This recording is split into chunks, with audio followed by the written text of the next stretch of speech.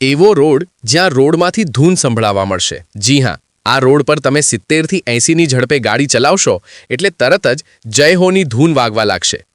વાત છે મુંબઈની. મુંબઈના નરીમાન પોઈન્ટથી વર્લીના રોડ પર ભારતનો પ્રથમ મ્યુઝિકલ રોડ બનશે. હંગેરીની ટેકનિકથી આ રોડ ગાડીના ટાયર અને રોડનું ઘર્ષણ થવાથી જય હોનો નાદ સંભળાશે.